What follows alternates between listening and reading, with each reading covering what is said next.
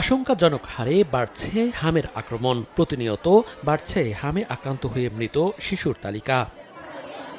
হামের উপসর্গ নিয়ে Rajshahi medical college হাসপাতালে শনিবার সকাল পর্যন্ত ২৪ ঘণ্টায় মারা গেছে ৩ শিশু।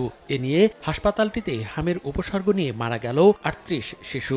বর্তমানে এই হাসপাতালে হামের উপসর্গ নিয়ে চিকিৎসাধীন ১৪৯ জন। এই যে সংক্রমণ সেটি গ্রাফটা বাড়তির দিকে রয়েছে, এখনো সংক্রমণের হারটা কমে নাই। যে ৩ জন মারা গেছে তাদের বয়স যথাক্রমে ২ জনার ৫ মাস, ১ জনার ৭ মাস।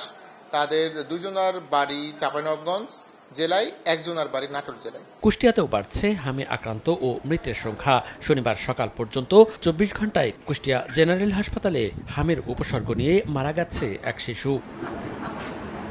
গোপালগঞ্জেও আশঙ্কাজনক হারে বাড়ছে হামে আক্রান্তের সংখ্যা। গত ২৪ ঘণ্টায় জেলার হাসপাতালগুলোতে ২৭ রোগী হামের উপসর্গ নিয়ে ভর্তি হয়েছেন। আতঙ্কিত না হয়ে সচেতন হওয়ার পরামর্শ চিকিৎসকদের।